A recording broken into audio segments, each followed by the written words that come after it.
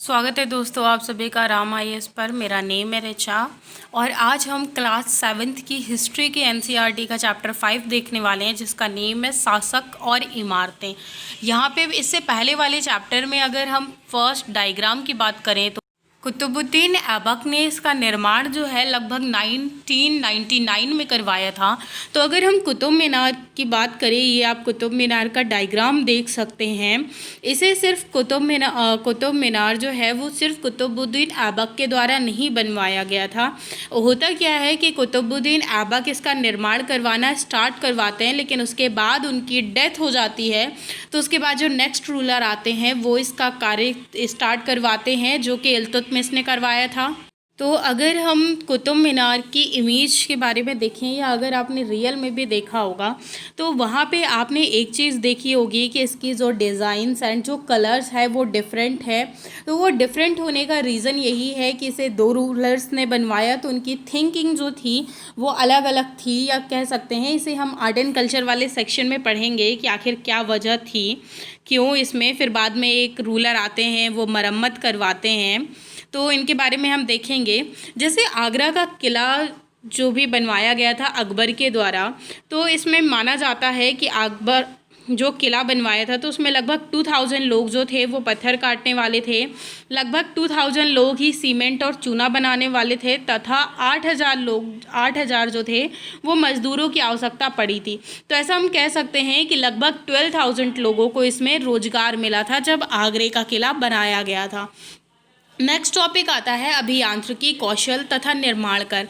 अब इसमें अगर हम देखें तो धीरे धीरे जैसे हमारी गवर्नमेंट के द्वारा या उस समय भी प्राचीन इमारतों की बात करें तो बहुत सारी इमारतें बनाई गई, जिसमें हम देखते हैं कि बहुत ज़्यादा विशाल कक्ष का निर्माण करवाया जाता है। अगर यहाँ पे एक अधिरचना वर्ड लिखा हुआ है, ये अधिरचना वर्ड लिखा हुआ है, तो इस अधिरचना वर्ड का आखिर मीनिंग क्या होता है? भूतल के ऊपर किसी भी भवन का भाग। तो इसमें बहुत सारी बड़ी बड़ी इमारतें बनवाई गई। 7वीं और 10वीं शताब्दी के मध्य अगर हम देखते हैं तो बहुत सारे जो भवन बनवाए गए, उनके आसपास के कमरे, दरवाजे, खिड़कियां वगैरह लगवाई जाती थी, जिन्हें हम एक शैली का निर्माण में अगर देखें, वास्तुकला की ये जो शैली थी उसे अनुप्रस्थ टोडा निर्माण पद्धति कहा जाता था। इसमें अगर हम देखें तो मकबरे बनवाए जाते थे, मस्जिद बनवाई जाती थी, मंदिर वगैरह बनाए जाते थे। ये हम इमेजेस देख सकते हैं। उसके अलावा ये भी है, इस मंदिर की अगर हम बात करें, कंदरिया महादेव मंदिर के बारे में तो आप लोगों ने सुना ही होगा। जो चंदेल राजवंश था उसके राजा धंगदेव द्वारा 1999 में बनवाया गया था।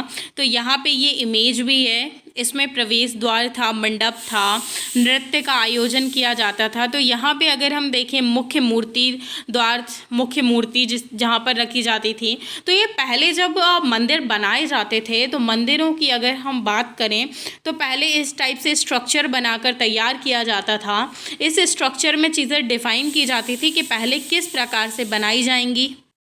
इस मंदिर की खासियत के बारे में अगर हम बात करें तो इस मंदिर की खासियत ये है कि जब इसे बनाया गया तो इसे बहुत ज़्यादा ऊंचाई पर बनाया जाना था। शिखर की अगर हम बात करें उस समय के मंदिरों, जब ये मंदिर तंजावुर का जो राजराजेश्वर मंदिर है, तो जब इसे बनाया गया तो ये सबसे ऊंचा मंदिर था। इसका निर्माण जो था वो आसानी से नहीं किया जा सकता था। अब क्यों नहीं किया जा सकता था? क्योंकि इसकी अगर आप लंबाई की बात करें तो देखिए, आपको ये मंदिर जो है ये सीढ़ीदार और काफ़ी लंबा मंदिर दिख रहा है। तो इससे पत्थर ले जाना, उतने भारी पत्थर ले जाना, वो भी ऊपर तक, क्योंकि ऐसा तो पॉसिबल नहीं है कि आप टॉप लेवल से मंदिर का निर्माण करना स्टार्ट करेंगे देन नीचे तक। नीचे से मंदिरों का निर्माण या किसी भी घर का निर्माण होता है देन ऊपर तक। तो यहाँ पे प्रॉब्लम ये आ रही थी कि इसे इतने भारी पत्थर जो हैं ये वो यहाँ तक लेकर कैसे जाए जाएंगे। तो इसे क्या है, चढ़ाईदार एक रास्ता बनवाया गया, उसके थ्रू यहाँ पे ले जाए गए पत्थर। उसके बाद जब ये बन गया तो वो जो चढ़ाईदार पत्थर था जिसे खड़ा रह सके, तो मंदिर बन जाने के बाद वो जो रास्ता था उसे गिरा दिया गया। और इसमें आज भी जैसे अगर माने ये जो गांव है उसके आसपास चारूपल्लम कहा जाता है। चारूपल्लम का मीनिंग ये होता है चढ़ाईदार रास्ते वाला गांव। तो अगर हम देखें तो इस गांव का नेम जो है वो भी चढ़ाईदार रख दिया गया है। यहाँ पे इमेजेस आप पा रहे हैं ये इमेजेस जो है, कोई भी मेहराब वगैरह बनाया जाता है, कोई भी किला बनाया जाता है, जो भी मेहराब वगैरह बनाए जाते थे, तो उसमें हम देखते हैं कि ये सारे डायग्राम्स पहले उनका एक स्ट्रक्चर तैयार किया जाता था, फिर उस स्ट्रक्चर पर कार्य किए जाते थे। यहाँ पे भी ये आप देख पा रहे हैं, ये लोग जो हैं वो कार्य करने के लिए लगे हुए हैं। ये डायग्राम्स हैं, ये डायग्राम्स आप एक बार अपने बुक्स में देख सकते हैं। उसके बाद मंदिरों, मस्जिदों और हौजों का निर्माण आखिर ये किस प्रकार से किया जाता था।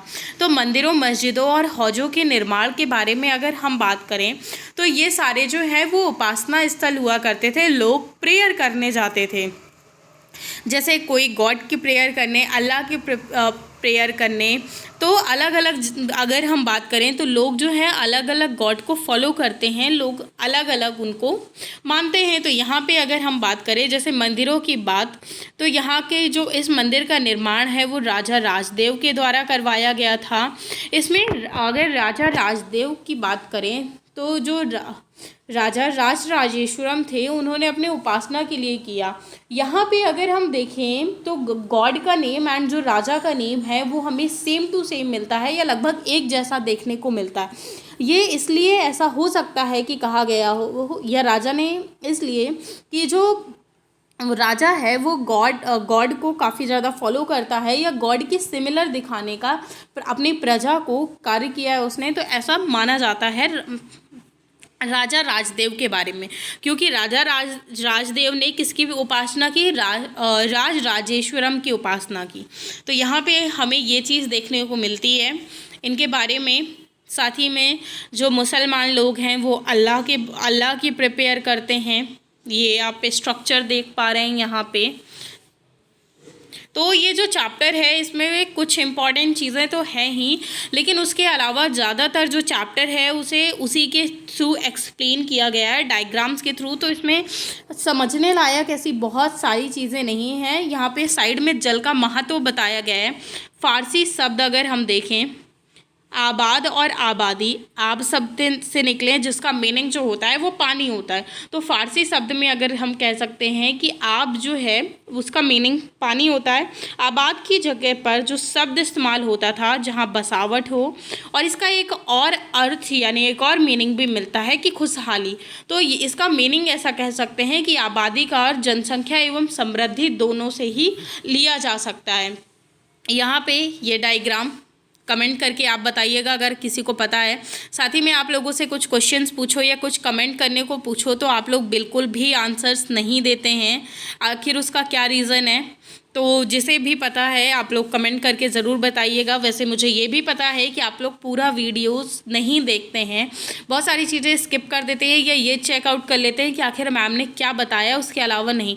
अगर कोई स्पेशल आप प्रॉपर सब्जेक्ट चाहते हैं तो वो भी आप लोगों को पढ़ा